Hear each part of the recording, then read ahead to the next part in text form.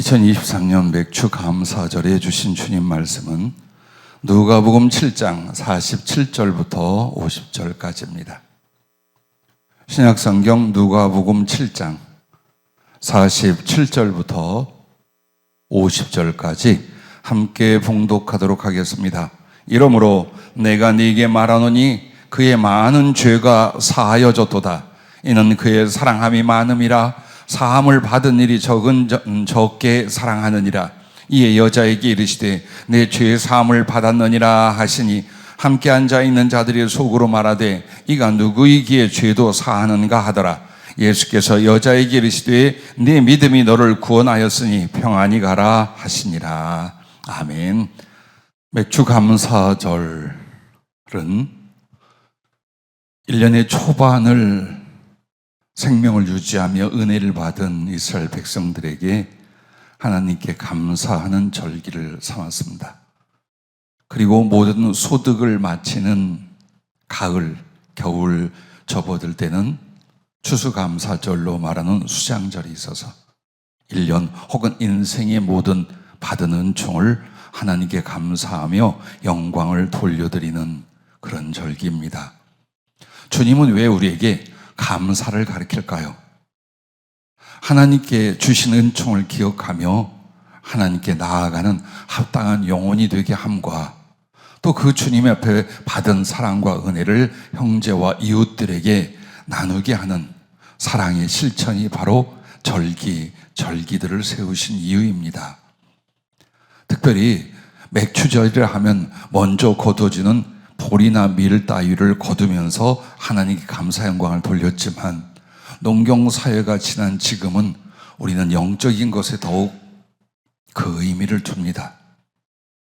한마디로 맥주절, 이 맥주 감사절은 여러분이 예수 그리스도의 십자가를 지심과 그 부활, 그래서 우리에게 성령을 주심으로 다시 태어나게 하셔서 이 땅에서 죄사함과 구원을 얻고 하늘을 향하여 소망을 만들며 살아가는 그 삶, 이것을 인하여 하나님께 마음과 목숨과 힘을 다하여 감사하고 영광을 돌리며 또 형제들에게 사랑을 베풀고 이웃에게 복음을 전할 수 있는 바로 그 기회를 이 맥주 감사절로 우리에게 주신 줄로 믿습니다.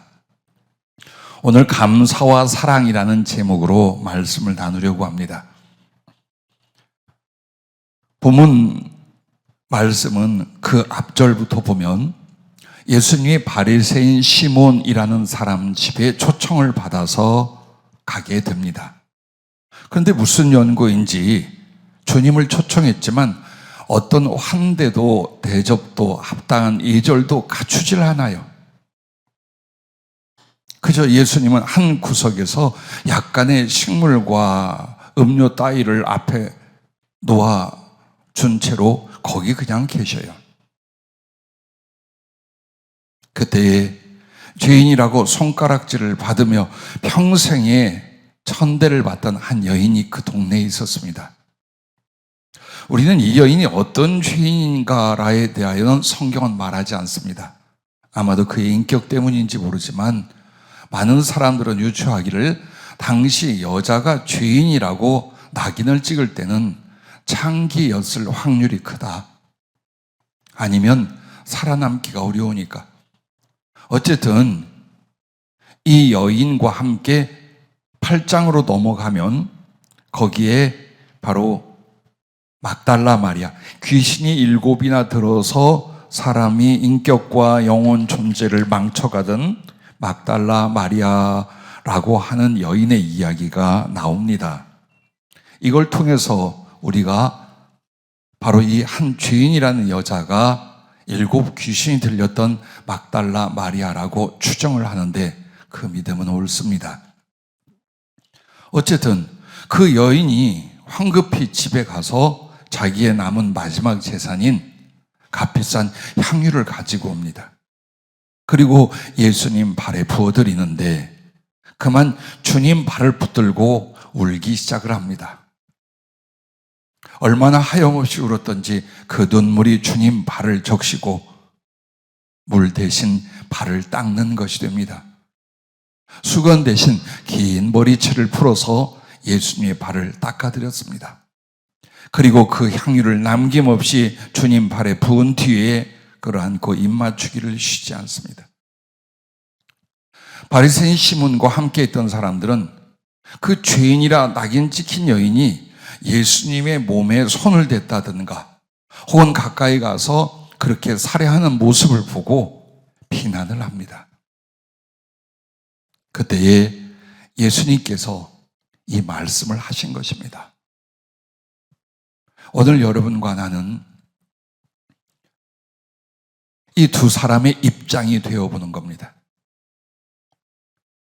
막달라 마리아, 7 귀신이 들렸다가 쫓겨나간 여인, 죄인이라 정죄당하며 멸시와 능력으로 살았던 한 여인, 그가 예수님을 만나서 치유되고 새 삶, 새 생명을 얻게 됩니다. 바리새인 시몬도 설교 중에 나오겠습니다만 예수께 큰 은혜를, 이 여인보다 더 많은 은혜를 받은 사람이에요. 그랬는데 어느 상황과 입장에 예수님을 대한 그 중심과 태도가 전혀 다릅니다. 우리는 이 두 사람을 통해서 나는 바리새인 시몬과 같았는지, 정말 이 죄인이란 여인처럼 예수께 대한 중심이나 삶이나 사랑이 그랬는지, 이 맥주 감사절에 드릴 감사가 사랑일 수 있기를 바라고 그 주께 대한 사랑을 돌아보는 절기가 될 수 있기를 바랍니다. 먼저 이 여인처럼 여러분과 나는 주께 어떤 구원과 사랑을 받았는가 돌아볼 수 있기를 바랍니다. 자, 누가복음 8장 2절에 보면 막달라 마리아는 7 귀신이 들렸다. 7이라는 개체수가 중요한 것이 아니라 너무나 많은, 한마디로 완벽한 귀신에게 사로잡힌 모습을 7 귀신 들린 여인으로 말합니다. 그런 지경이었던 여인이 치료를 받고 주님의 은혜를 얻었으니 얼마나 주님을 사랑할까? 그러면 여러분은 죄와 귀신의 역사, 사단의 역사에서 자유했을까요? 완전했을까요? 미국에 있는 우리 목사님들과 성경 공부를 하고 있습니다. 사역에 있어서 영적인 부분이나 실제적인 성경의 말씀들을 미리 연락해 오게 하고 저는 일주일간 기도하고 준비하여 화요일 밤 12시면 새벽까지 나눕니다. 그 중에 사단을 통한 귀신의 그 실제 역사들이 어떻게 일어나는가, 그 부분에 대하여 말씀을 나눴는데, 오늘 여러분에게 이 막달라 마리아에게 들렸던 7 귀신, 혹은 세상과 우리들에게 역사는 사단과 그 악한 귀신의 역사가 어떤 건지를 소개하면 이와 같습니다. 제일 큰 귀신에게 사로잡혔다라는 것은 전 인격을 사로잡힌 것입니다. 한마디로 그의 생각과 감정과 의지를 스스로 아무것도 할 수 없는 정도로 사단이, 귀신의 세력이 한 영혼을 붙잡습니다. 마치 7 귀신이 들렸으니 막달라 마리아의 모습이 그랬었을 것이고, 거라사인의 귀신 들려 미쳐버리는 사람의 모습이 그와 같습니다. 종종 우리도 많이 보지요. 자, 그 다음에는 악하고 더러운 것으로 중독되게 만듭니다. 중독이라고 하는 것은 그의 영혼의 기질과 뇌의 성향이 완전히 부정적이고 악한 쪽으로 길이들여져가 자의론 절대 벗어나지 못하는 상태를 중독이라고 말합니다. 이걸 귀신이 합니다. 예를 들어서 중독 중에 제일 악하고 고약한 중독이 전쟁 중독입니다. 우리는 인류 역사상 전쟁을 할 수 없어 치르는 방어전이 있을 수도 있지만 대부분 침략자들은 한 번으로 끝이지 않아요. 놀이하듯이, 사업하듯이 전쟁을 벌려나갑니다. 우크라이나와 러시아의 전쟁을 봅니다. 이 푸틴이라는 사람이 40대에 수상이 되고 그리고 대통령에 나아가는데 그가 사용한 방법이 정권을 잡고 새로운 정권을 수립하려 하거나 선거가 있을 때마다 전쟁을 터뜨렸습니다. 독립국이었던 조지아에 대하여 침공을 함으로 그가 인기가 러시아에서 급상승합니다. 2%, 4%밖에 되지 않던 지지율이 70%대로 올라갑니다. 그 전쟁을 통하여. 그리고 우크라이나의 크림 반도를 또 침공을 합니다. 그러면서 그는 차기 대통령 후보에서 또 승리를 하게 됩니다. 그리고 조만간 또 그는 대통령에 대하여 재평가를 받는 선거가 있습니다. 지금 돈바스 및 우크라이나 전체에 대한 침공이 왜 일어나고 있느냐? 그걸 통해서 정권을 또 잡기 위함입니다. 자, 그는 책상에 앉아서 수만 명, 수십만 명의 자국 국민과 그리고 상대 국민들을 학살합니다. 가책이 없습니다. 이거 누가 하겠습니까? 사람의 인성으로 할 수 있는 게 아닙니다. 사단이 사로잡고 귀신이 한 존재를 사로잡으면 전쟁을 피치 못하여 하는 것이 아니라 습관, 중독이 되어 저질러 가게 됩니다. 우리들은 전쟁이 있을 때마다 살인, 약탈, 파괴, 성폭력, 인류가 당할 수 없는 모든 악하고 더럽고 고통스러운 것들을 저지릅니다. 그러나 약간의 명분을 위해서 전쟁을 하고 또 하고 또 하는, 그리고 그런 권력자들을 봅니다. 또한 이 중독 중에 살인이 있습니다. 정상적인 사람은 자기 스스로의 생명을 끊는 것도 불가하며 다른 사람을 죽이는 것이 양심 속에 존재하지 않습니다.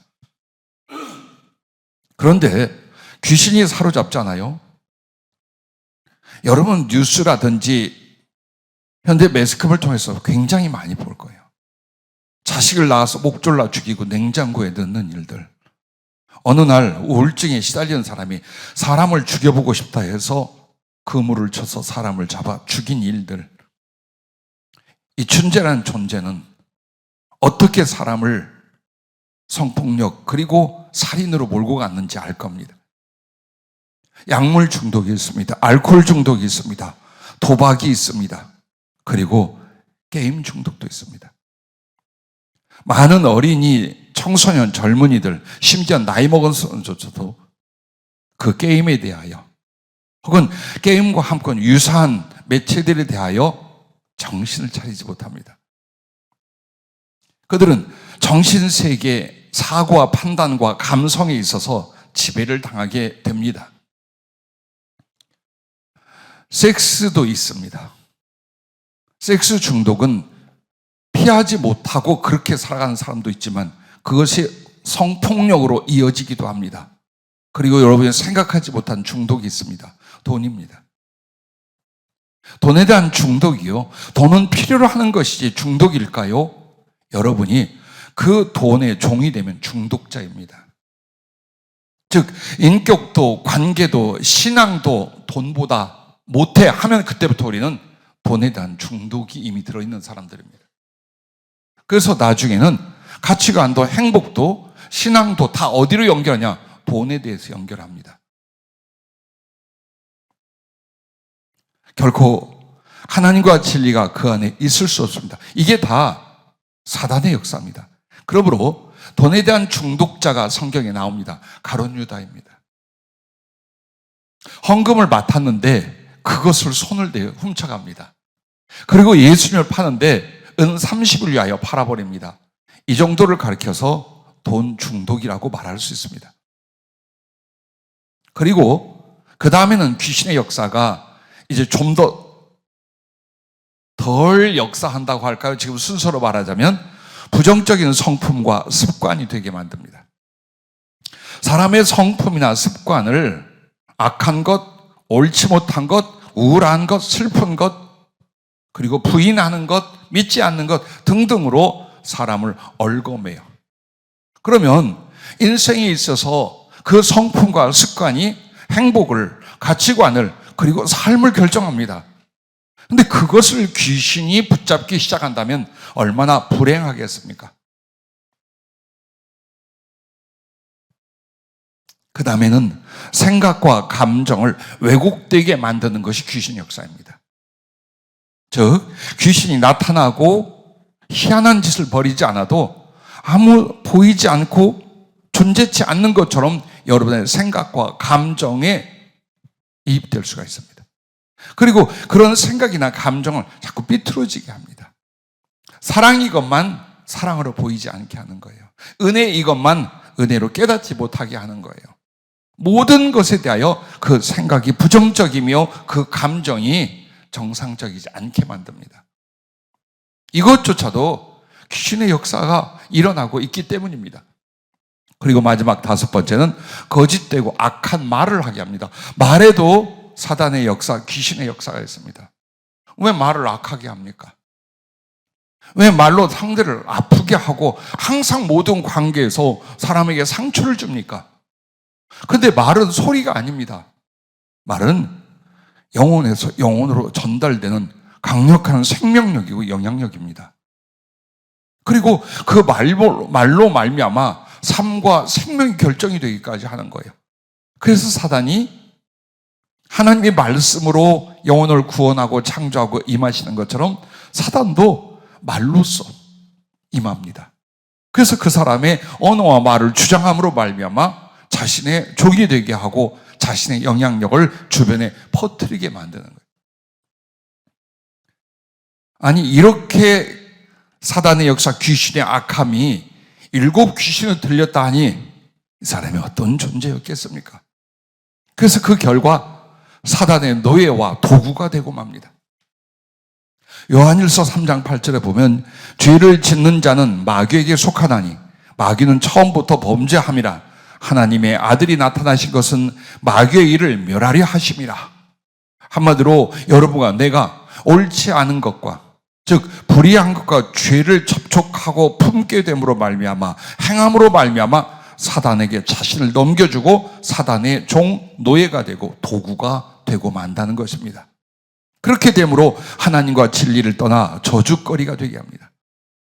율법의 저주는 반드시 죄에 상응하는 고통과 슬픔을 겪고 그리고 죽게 됩니다. 그리고 심판에 이르러 지옥에 던져지게 됩니다. 이것을 율법의 저주라고 말합니다. 오늘 본문에 나오는 이 여인과 함께 나도, 우리 모두 죄와 사단에게 온전하고 자유한 사람이 어디 있었는지 생각해 보시길 바랍니다. 그러나 하나님은 하나님의 원수되고 사단의 종 노릇하던 우리들을 사랑하셨습니다. 그래서 예수 그리스도를, 우리 죄악을 짊어지게 하시고 사단에게 내어준 바 되어 짓밟히고 유린당하게 하셨습니다. 그리고 여러분과 내가 당할 그 지옥을 주님은 십자가 위에서 산채로 당하셨습니다. 율법의 저주와 그 심판을 나 대신 예수께서 담당해 주셨습니다. 나를 위해 죽고 나를 위해서 부활하셔서 이제 하나님 앞에 영원한 의와 부활 생명을 여러분에게 주신 줄로 믿습니다. 그러므로 여러분에게 임한 구원이 무엇인가를 보십시오. 여러분이 믿고 의지하는 그 구원이 무엇인가를 보십시오. 성경 전체는 7가지 대한 것을 말합니다. 오늘 여러분은 구원을 받았는지, 혹은 그 구원이 얼마나 소중한 은혜와 변화인지를 따져볼 수 있기를 바랍니다. 첫째는 진리와 성령으로 자기의 죄와 그 비참한 결과와 심판을 깨닫고 회개하기 시작합니다. 하나님께 나가며 진짜 예수를 믿고 구원을 받는 사람에게 제일 먼저 일어나는 건 하나님의 진리와 성령으로 나의 죄와 그 비참한 결과와 심판을 깨닫게 됩니다. 그러므로 하나님 없이 함부로 살고 죄로 살던 자기 자신을 회개하기 시작합니다. 많은 사람은 예수 믿는 것을 교회에 다니는 걸로 알아요. 교회를 얼마간 출석한 것이 하나님을 믿고 생명을 얻은 걸로 알아요. 그렇지 않아요. 여러분은 여러분의 죄를 아십니까? 성경에 말하는 그 죄의 비참한 결과를 아십니까? 그래서 그것을 하나님께 십자가 앞에서 회개하였습니까? 구원은 이렇게 시작이 됩니다. 히브리서 9장 14절에 하물며 영원하신 성령으로 말미암아 흠없는 자기를 하나님께 드린 그리스도의 피가 어찌 너희 양심을 죽은 행실에서 깨끗하게 하고 살아계신 하나님을 섬기게 하지 못하겠느냐.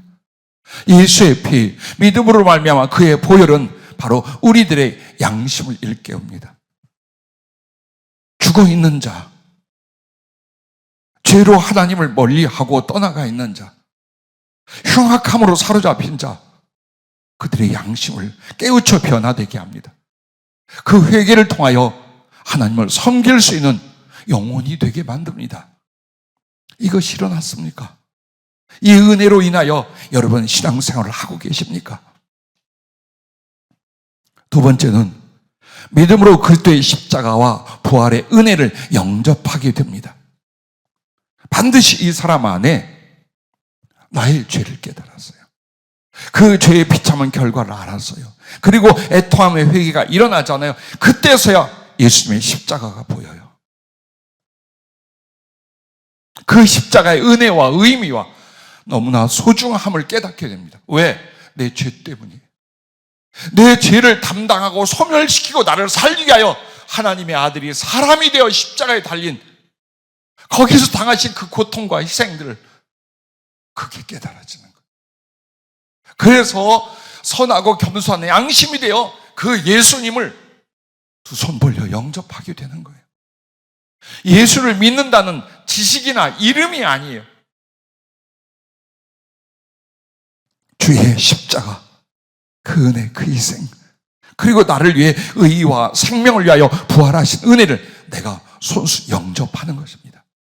로마서 10장 9절에는 네가 만일 네 입으로 예수를 주로 시인하며 또 하나님께서 그를 죽은 자 가운데서 살리신 것을 네 마음에 믿으면 구원을 받으리라 했습니다. 그렇습니다. 그 일이 벌어지는 거예요. 많은 사람을 이 살아계신 하나님께 전도하며 이끌 때에 현실의 이야기를 많이 듣게 합니다. 이렇게 기도하고 이렇게 예수님을 영접하고 나면 구원도 받지만 하나님이 건강과 사업과 가족 문제와 우리의 삶 속에 있는 은혜를 베풀어 주십니다. 맞습니다. 그런데 많은 사람은 있다가 없어지고 썩어질 세상의 약간의 것들을 인하여 하나님을 생각합니다. 그러다가 그게 원하는 때에 원하는 대로 되지 않으면 예수고 뭐고 믿음이고 뭐고 하고 저버리는 사람들이 많았습니다. 어리석다고 할 건 아니지만 너무나 모르는 것입니다. 지금 나에게 진정한 문제가 무엇입니까? 나라는 존재에게서 진정으로 필요로 하는 게 무엇입니까? 생명이 아니겠습니까? 구원이 아니겠습니까?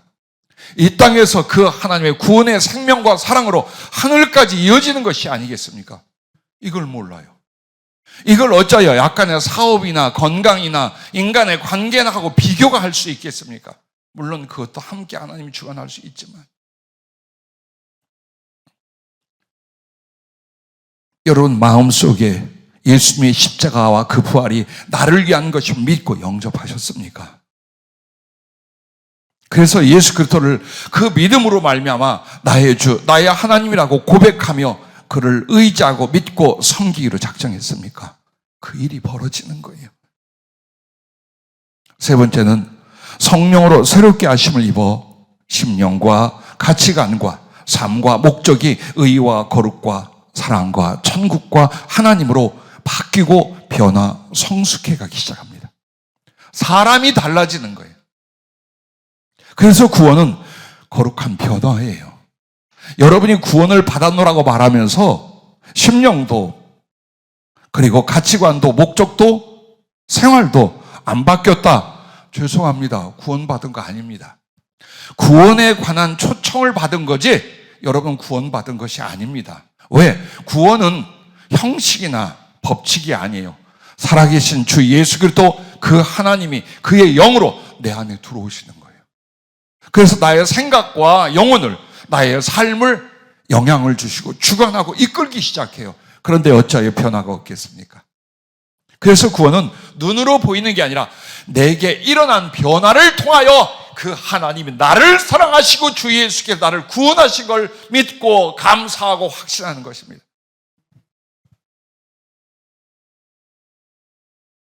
심령과 가치관과 삶과 목적이 바뀌는데 어떻게? 의와 거룩과 사랑과 천국과 하나님으로 바뀌어요. 그리고 점점 성숙해가는 믿음과 인격의 사람이 돼가는 겁니다. 사도 바울이 디모데전서 1장 13절부터 고백을 합니다. 내가 전에는 비방자요, 박해자요, 폭행자였다. 이 사람을 통해 사람이 얼마나 많이 죽었는지 모릅니다. 예수 믿는다는 이유로. 예수님과 믿는 사람의 핍박자요, 폭행자였습니다. 그러나 그가 그리스도를 만납니다. 이런 그가 이렇게 말합니다. 도리어 긍휼을 입은 것은 내가 믿지 아니할 때에 알지 못하고 행하였습니다. 우리 주의 은혜가 그리스도 예수 안에 있는 믿음과 사랑과 함께 넘치도록 풍성하였도다.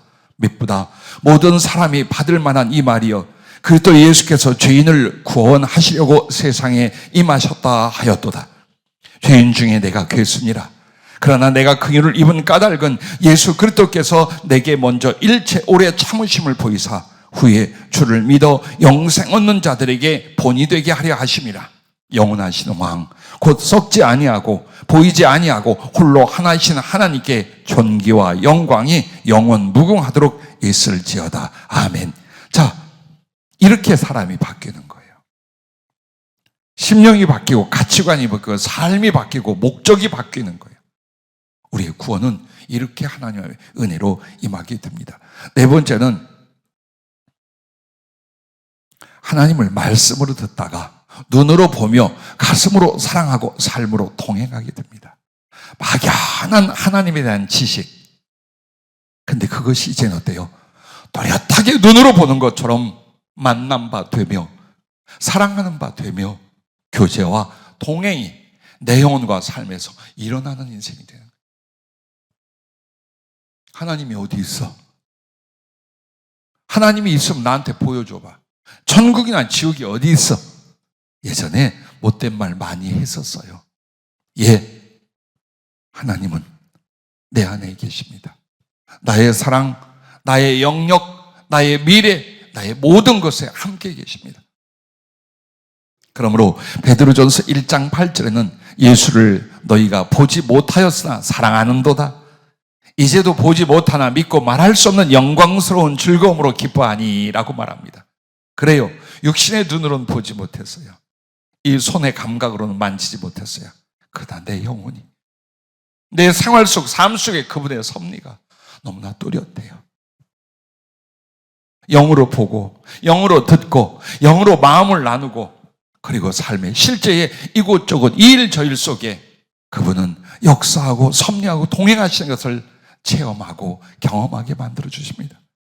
그래서 우리는 눈으로 예수님을, 손으로 예수를 만지고 보지 못하였으나 말할 수 없는 영광스러운 기쁨으로 기뻐하며 그분을 사랑하게 된 줄로 믿습니다. 이게 구원의 모습이에요. 다섯 번째는 영원하고 거룩하신 사랑의 일들을 위하여 살며입니다. 즉 삶이 이제 또렷해졌어요. 전에는 생계를 위해 살았어요. 먹고 사는 일을 위하여. 근데 그 뒤에 먹고 사는 일을 어떻게 바꿨느냐? 더 잘 먹고 사는 일로. 그 다음에는 더 잘 먹고 잘 사는 일로 바뀌어가면 이것밖에 인생이 없습니다. 그런데 바뀌었습니다. 어떻게? 베드로전서 1장 22절 말씀에 보면 너희가 진리를 순종함으로 너희 영혼을 깨끗하게 하여 거짓이 없이 형제를 사랑하기에 이르렀으니 마음으로 뜨겁게 서로 사랑하라. 하나님의 사랑을 받았어요. 그 사랑이 인격이 되고 그 사랑이 가치관이 되고 그 사랑이 나를 이끌어 주셔서 이웃들에게 형제들에게 그때 선하고 진실한 사랑을 나누는 행복, 나누는 즐거움, 나누는 능력으로 살아가게 되더라. 할렐루야. 이게 구원입니다. 여섯 번째는 그리스도를 닮아가다가. 그렇습니다. 이 땅에서 우리에게 주은 시간과 구원의 은혜는 무엇일까요? 예수님을 닮아가는 거예요. 그분의 존재, 그분의 성품, 그분의 사랑, 그분의 거룩하신 비전을 따라 한 영혼이 닮아가는 거예요.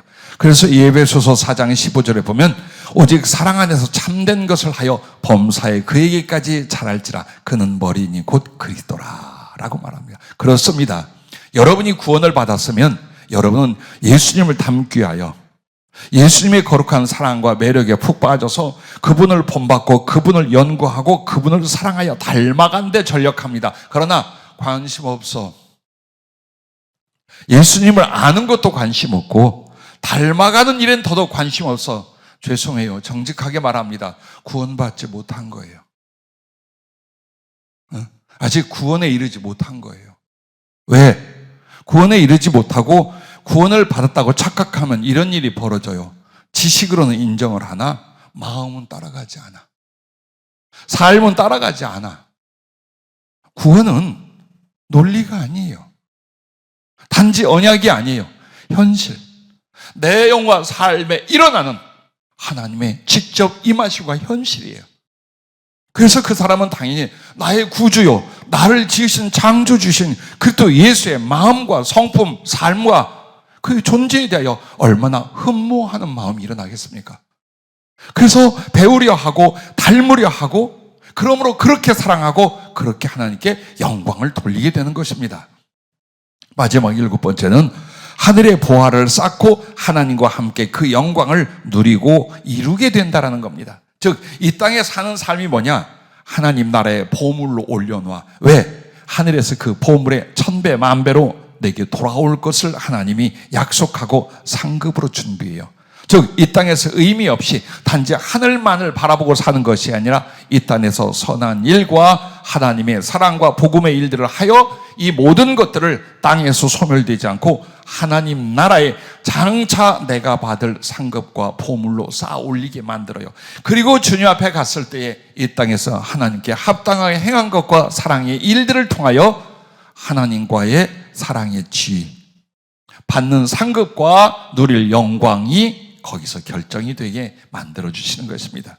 그러므로 구원이라는 건 이렇게 마음에 깨닫고 회개로 시작하여 큰 은혜와 변화와 성숙이 일어납니다. 그리고 결국 여러분이 죄의 원흉인, 고통의 원흉인 내 육신을 벗는 그날, 바로 예수님의 영접을 받고 이 땅에서 여러분이 사랑과 충성을 이룬 대로 하늘에서 어마어마한 귀로도 듣지 못하고 눈으로도 보지 못하고 마음으로 생각하지 못했던 하나님의 사랑과 영광이 있을 것입니다. 요한계시록 3장 20절과 21절은 이렇게 말합니다. 볼지어다 내가 문 밖에 서서 두드리노니 누구든지 내 음성을 듣고 문을 열면 내가 그에게로 들어가 그와 더불어 먹고 그는 나와 더불어 먹으리라. 이기는 그에게는 내가 내 보좌에 함께 앉게 하여 주기를 내가 이기고 아버지 보좌에 함께 앉은 것과 같이 하리라 라고 말씀하셨습니다. 자, 인생은 길어야 몇십 년이에요. 근데 하나님 나라에서는 영원이에요.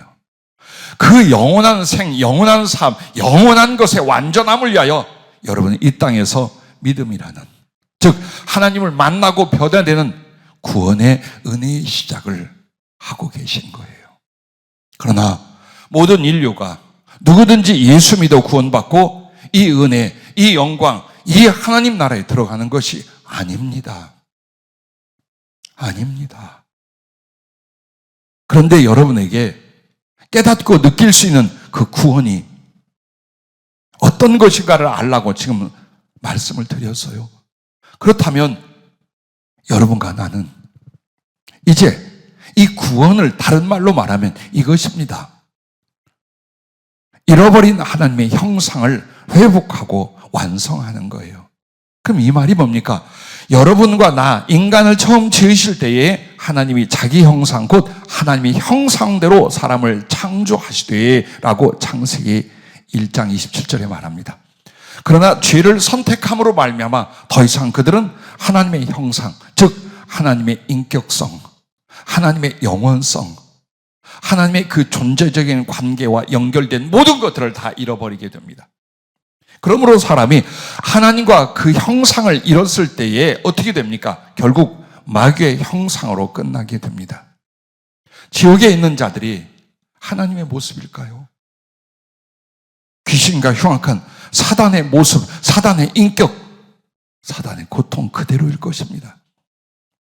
그래서 하나님의 형상이란 지식에서부터 성품과 영혼과 부활의 영생에 이르러 하나님과 같이 되는 것입니다.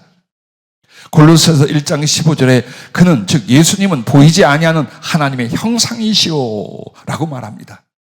그리고 골로새서 3장 10절에는 자기를 창조하신 이의 형상을 따라 지식에까지 새롭게 하심을 입은 자라고 믿음의 사람들을 말합니다. 지금 이 구원이 어느 방향을 향해 가는가를 말해주고 있어요.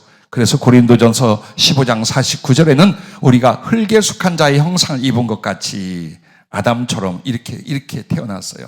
그러나 또한 예수님처럼 하늘에 속한 이의 형상을 입으리라. 이것이 우리의 끝이에요.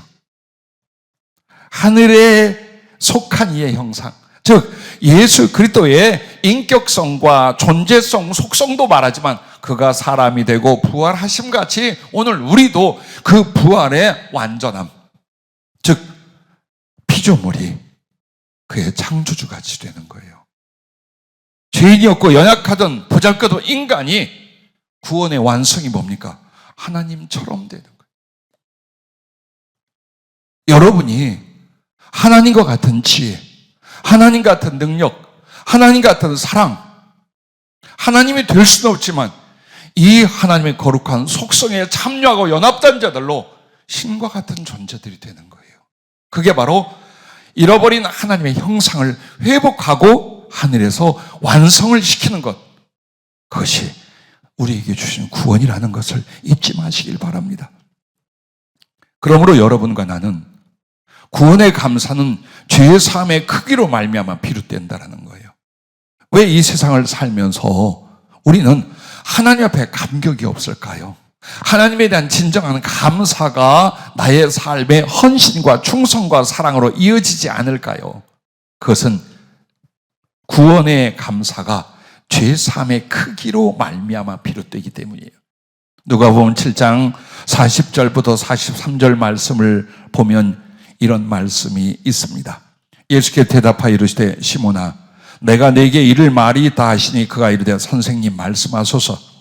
이르시되 빚 주는 사람에게 빚진 자가 둘이 있어 하나는 500데나리온을 줬고 하나는 50데나리온을 줬는데 갚을 것이 없으므로 둘 다 탕감하여 주었으니 둘 중에 누가 그를 더 사랑하겠느냐? 시몬이 대답하여 이르되 내 생각에는 많이 탕감함을 받은 자니이다. 이르시되 네 판단이 옳다 하시고. 그렇습니다. 자, 예를 들어서 5억 원을 빚을 졌는데 갚을 수 없으니 주인이 그것을 탕감해 주었어요. 어떤 사람은 500만 원을 빚졌는데 역시 탕감해 줬어요. 그러면 그 탕감해 준 주인을 누가 더 좋아하고 고마워하고 사랑하겠어요? 5억짜리야 이 말이에요. 그러면 이 말씀이 무엇을 말합니까? 어떤 사람들에게 있어서 누가 더 죄사함을 많이 받고 적게 받았는가가 아니라 진정 자기 죄를 사함받은 자는 주께 진실한 감사도 모든 것을 다해 살해하고 목숨을 다하여 사랑하게 된다라는 겁니다. 즉 사함을 받았느냐 못 받았느냐 이 말입니다. 여러분이 진정으로 그 죄와 죄의 비참한 결과에 대해서 사함을 받았다면 어떤 일이 벌어지겠어요? 내 목숨 다 바쳐 주님의 삽니다. 그러나 그 거룩한 일이 내게 아직 이루어지지 않았어요. 그럼 긴가민가 합니다. 죄를 사함받았다니 아멘은 합니다. 그러나 이 죄악을 사하기 위해서 하나님이 어떻게 하셨는지, 나에게 무슨 일이 일어났는지 이게 그렇게 큰 관심사가 아닙니다. 어느 정도로 삶을 바꿀 만큼, 목적을 바꿀 만큼, 주를 사랑하되 나를 사랑해줘 더 사랑할 만큼이 자기에게 영향이 없어요. 그 사람은 죄사함의 거룩한 일이 안 일어났다는 뜻이에요.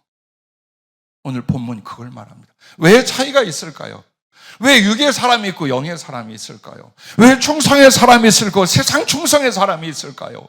왜 예수를 뜨겁게 사랑하는 사람이 있는가 하면 적당히 대충 믿는 교인들이 있을까요? 죄사함과 구원의 문제라는 거예요. 오늘 누가복음 7장에서 그걸 말해줘. 그러면서 너라면 이 여인과 같으니 바리새인 시몬과 같으니 라고 다시 우리에게 질문을 주님이 하고 계신 것입니다. 자, 마음을 다하고 목숨을 다하여 주님을 사랑하는 자는 내 죄를 알았어요. 그 죄의 엄청난 흉악하고 비참한 결과도 알아요. 그런데 하나님이 내 죄악을 용서하게 하여 그냥 말씀으로 끝나지 않았어요. 나의 대신이 되어줬어요. 내가 당할 모든 슬픔과 고통과 저주와 능력과 죽음과 지옥까지 하나님이 사람이 되어 대신 당해주셨어요. 그리고 내게는 오직 믿음으로 말미암아 자기의 이 모든 걸, 구원과 함께 당신의 모든 걸 내어주셨어요. 이걸 진심으로 받아들였다면, 그래서 내 영혼에 그 죄사함과 구원이 일어났다면 여러분 어떻게 살 것 같아요? 어떻게 살아야 돼요? 생각해 보십시오. 이 막달라 마리아라는 여인, 이 한 죄인이었다는 여인, 이와 같이 되지 않을까요? 이 사람이 특별한가요? 누구나 이렇게 되지 않을까요? 그러나 구원의 하나님, 메시아로 오신 구주 예수, 큰 은총을 입었던 바리새인 시몬은 부끄러워하고 멸시합니다. 필요로 해요. 그 말씀도 들어요. 그런데 정말 사랑하는 마음이 없어요. 그를 위해서 모든 걸 드리고 참고 바라고, 그를 위하여 변화되고 그를 위하여 삶의 목적과 계획을 갖고 이걸 안 합니다. 예수님을 믿으면서 이걸 안 합니다. 그 이유가 뭘까요? 주님이 하신 말씀이 이거예요. 적게 사랑하는 자는 적게 사함을 받았느니라. 적게 죄 사함을 받는 일이 어디가 있어요? 죄 사함을 영원히 받지 못했다는 뜻이에요. 즉 진정한 구원이 그에게는 일어나지 않았다는 말이에요. 오늘 여러분은 무엇으로 고민하십니까? 교회를 왜 다니십니까? 왜 주일이면 여기에 와 계십니까? 그걸 확인하고 계십니까?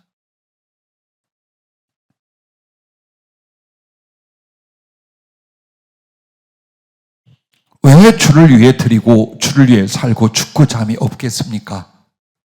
이유는 이것입니다. 죄사함의 그 크고 위대한 은총을 입지 않았기 때문입니다. 그 말은 곧 그 큰 구원의 은혜를 진심으로 믿어 받아들이지 않았기에 감동도 기쁨도 감사도 사랑도 일어나지 않는다는 말씀입니다. 우리 자신을 봅시다. 막달라 마리아의 감사와 사랑인가, 바리새인 시몬처럼 여전히 자아와 세상 그 염려와 그 사랑인가를 보시라 그 말입니다. 주님이 이 바리새인 시몬 그리고 이 죄인이라는 여인에 대해서 일러주셨습니다. 그대로 받아 적어서 여러분에게 소개합니다. 그는 율법 의식이 강한 자였고 총명한 자요 많은 재물을 소유한 자였느니라. 그가 나와 친분을 갖게 된 것은 그의 아내가 몹시 아파 사경을 헤맬 때 내게 찾아와 간구하여 내가 치료해 주었고, 그는 나이가 많아도 후사가 없어 낙심하여 살 때 내가 자녀를 주었느니라.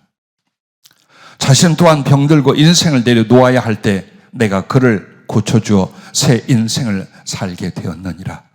바리새인 시몬에 대한 이야기입니다. 그는 사람들에게 자주 자선을 베푸는 의미로 잔치를 배설하며 어느 날 나를 초청하였느니라. 그러나 그 시몬은 손님으로 온 사람들 중에 유력한 자들을 먼저 영접하고 환대하여 상석에 앉혔으며 자기가 사랑하는 사람들에게 기쁘게 하려 모든 대접을 하던 터에 남루하고 냄새나는 나와 제자들이 들어갈 때 오히려 매우 심란해하고 사람들 앞에 나와 제자들을 부끄러워하였느니라. 나를 보며 수근거리며 불편해하는 사람들과 눈치 보며 곤란해하던 시몬 앞에 죄인이라 경멸하던 한 여인이 구석에 겨우 자리 잡고 약간의 음식과 음료가 놓여진 나를 지켜보다가 급히 나와왔느니라. 즉 주님은 들어든지 말든지 한쪽 구석에 있고 그 앞에 종들이 약간의 마실 것과 음식을 갖다 놓은 상태였어요. 이걸 죄인이란 여자니 본 거예요. 그녀는 자신의 죄와 불우한 삶에서 고통과 수치와 질병으로 죽어가다가 나를 만나 치유를 받고 믿음을 갖게 되었느니라. 내가 바리새인 시몬의 집에 초청을 받아왔지만 그에게 외면당하고 멸시를 받는 것을 보고 말할 수 없는 슬픔과 안타까움으로 집에 가서 자기의 마지막 재산이었던 향유를 가져다가 내 발에 부었는데, 내 발을 잡고 눈물을 흘리며 머리털로 닦아준 것은 무시당하는 나를 가장 존경할 메시아로서 자기의 은인으로서 애통하는 마음과 섬겨드리지 못한 후회의 눈물이었으며, 그 머리털을 풀어 수건처럼 발을 닦아준 것은 최고의 존경과 섬김이었느니라. 또한 내 발에 향유를 부은 것은 최선을 다한 사랑으로서 나를 위해 모든 것과 목숨조차도 드리려는 충성의 서원이었느니라. 내 발에 쉬지 않던 그 입맞춤은 나를 영접하며 나를 높이고 전하고 증거하고자 하는 언약이며 나를 멸시하는 자들에게 행하여 가르치는 믿음과 사랑의 증거였느니라. 더 많은 은혜를 입은 바리새인 시몬은 자신이 의롭다 생각하여 다른 일을 정죄하고 사람을 외모로 판단하며 받은 은혜는 있는 자요 사람에게 잘 보이고자 하나 하나님께는 함부로 하는 가식과 위선의 신앙이었느니라. 자기가 죄인인 것과 그 흉악하고 비참한 결과를 인정하지 않는 자는 나와 십자가가 그에게 큰 의미가 없겠고 당연히 그의 죄가 여전히 그에게 그대로 있게 되느니라. 그렇습니다. 우리는 예수의 피로 죄사함 받았다고 말하지만 여러분과 내가 진심으로 전심으로 예수님을 영접하여 그 구원의 감사로 주를 섬겨 사랑하지 않는다면 우리는 예수님의 십자가의 의미를 그렇게 크게 여기지 않습니다. 예수님의 십자가가 내게 내 인생의 전부여 나를 바꿀 만한 영향이 없는데 그 십자가로 말미암아 죄의 사함이란 일은 내게 일어났겠느냐 이 말이에요. 안 일어났기 때문에 그냥 여전히 그렇게 사는 거예요. 그냥 그렇게 사는 거예요.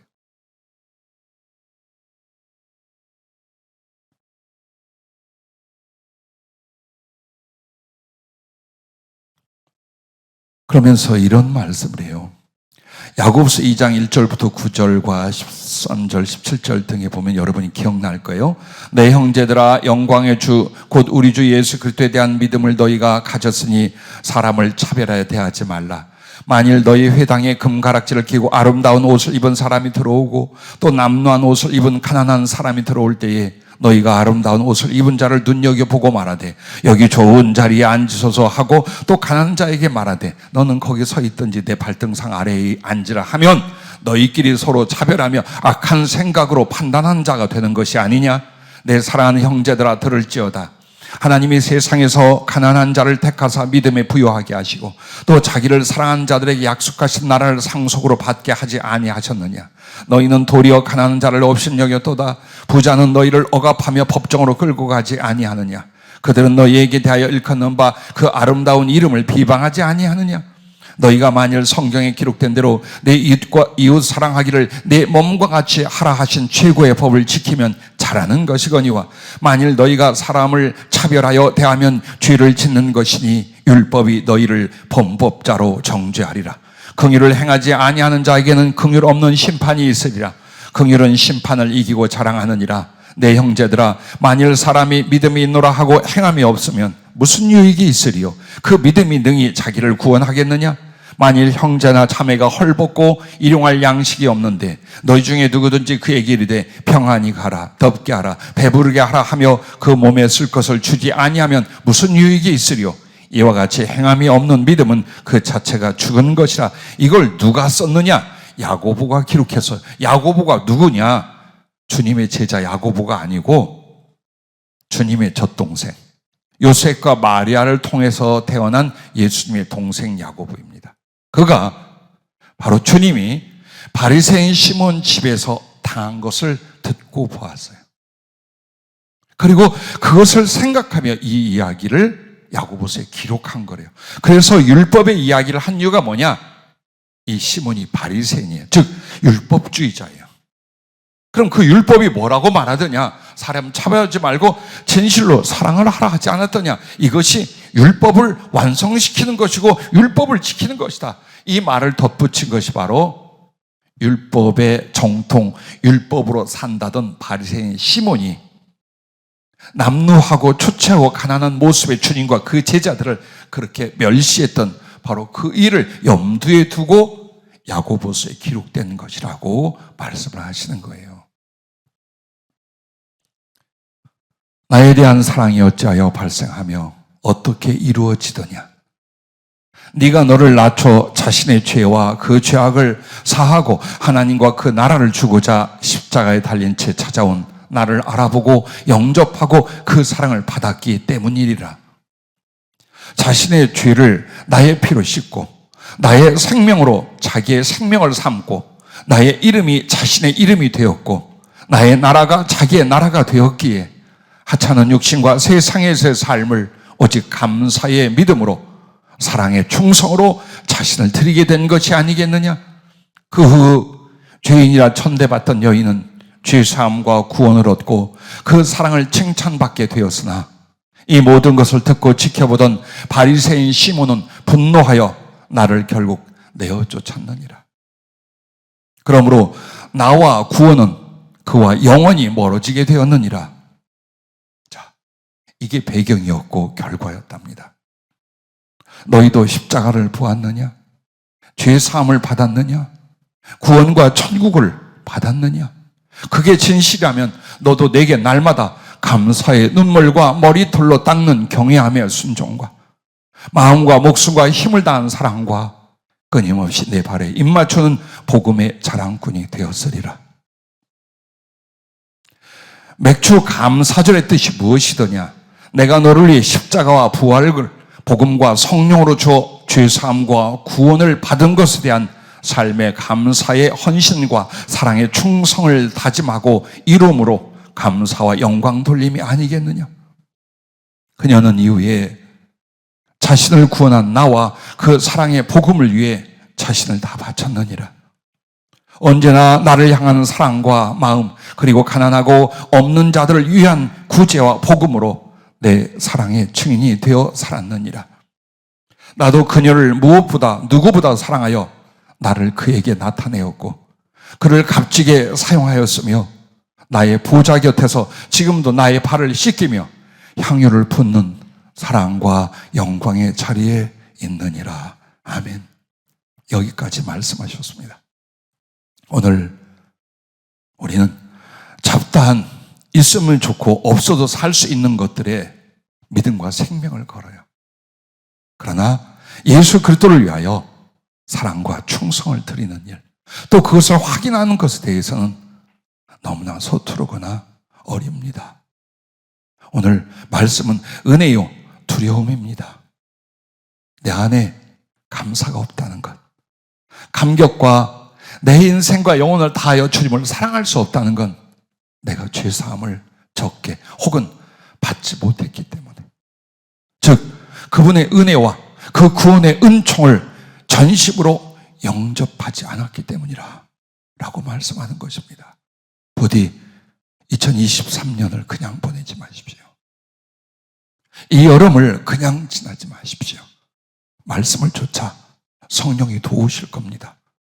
그 구원이 내게 이루어지고 죄사함으로 말미암은 그리스도에 대한 새로운 인생의 삶, 그 사랑과 동행의 삶이 될 수 있을 줄로 믿습니다. 기도하겠습니다.